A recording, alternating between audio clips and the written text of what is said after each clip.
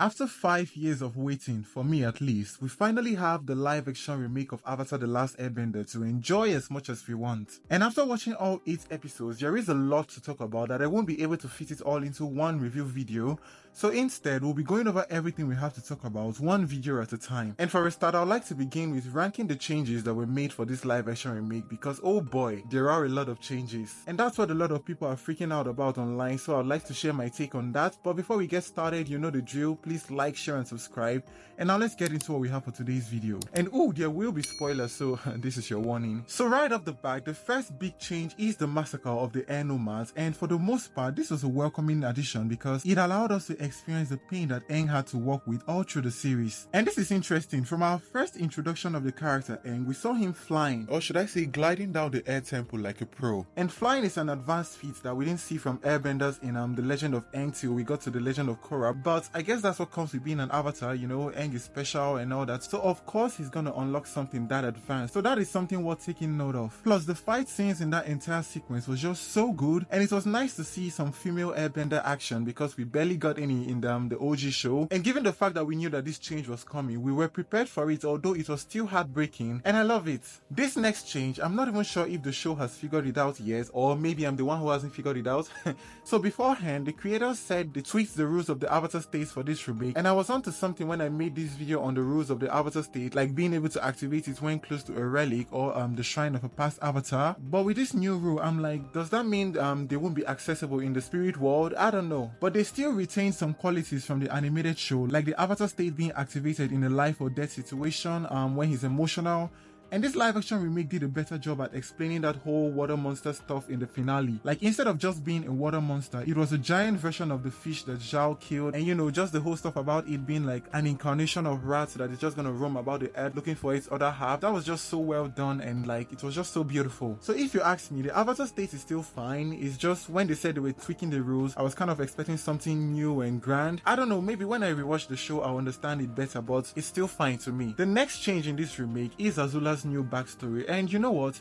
We all love Azula, so why should we be complaining that we're getting more of a character in the first season? And her upgrade, in my opinion, is one of the best in the remake, although I must admit that animated Azula is far more threatening than this one. Well, for now at least. So from what I understand, she feels like she's wasting away in the palace when she could be doing more in the fight for world dominance, and you can feel her resentment towards Zuko, like the jealousy and all that, and she feels like she's smarter than him, so that means she should be the heir or something like that. So it's a welcoming addition because we see what she's been up to through the first season. Meanwhile, in the animated show, she just appeared in a flashback and when she was being sent out. And beforehand, I even thought all her scenes in this remake were gonna be flashbacks too, but I was wrong. I'll talk more on Azula in my next video, but with regards to her having an extended role in the first season, I love it. And I thought we'll see Mei and Ty Lee in action for this first season, but no, they're just background characters.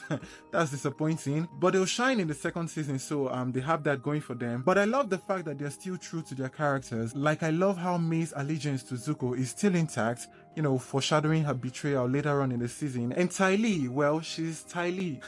Now this next change, oof, it's something else. So we already knew that of course they were going to incorporate or merge different episodes together, but 5 episodes into one episode, oh god, that was a lot to handle. I mean, the idea behind it was okay, but the execution, especially for episode 3, it just felt kind of rushed and incomplete in my opinion. You know, I'm gonna say what I have to say on this issue for when I rank all the episodes in this remake, but to put it briefly, the change to have the characters from different locations in one place was bound to happen, but it wasn't done well for the most part because they were deprived of a lot of what made them those characters in the first place. Now I saved the best for last because I love this particular change when you compare it to the animated show. So Princess Yue now has an extended role, sort of, for this remake. Like everything they did with her character makes sense. My only issue was that wig she had on, like, oh god, no. Of course, someone who has life from the source of water bending would also be a bender. I wonder why they didn't do that in the animated show, because definitely someone touched by the spirit would be able to at least bend the elements instead of being a non-bender. And her spirit form, that fox thingy, so good. And to be honest, when I saw the multiple tail, what came to my mind was Tails from Sonic, and I thought she was gonna fly like Tails. But all in all, her design was beautiful, and you know, just having her be the spiritual leader to her people because she shares a connection with the moon spirit, it all makes sense. So when we're talking about upgrades from the animated show, Princess Yui's new arc of course would come out on top. And I love how she has agency over her life and the decisions she makes, and that in turn made other characters like Han, that was a jerk in the animated show, to actually turn out great in this remake. But then his death, oh my god. And then the rest of those kids, it was so heartbreaking when like after the battle with the Northern Water Tribe, they like showed them, like when they told us that they were going to make this show dark, I wasn't expecting it to reach this level, but it was just so heartbreaking to see like the casualties from the battle. Like war is not a good thing at all. And speaking of death, I thought she would turn into the glowy moon spirit like in the animated version, but no, she just faded into the water, not even leaving her body behind.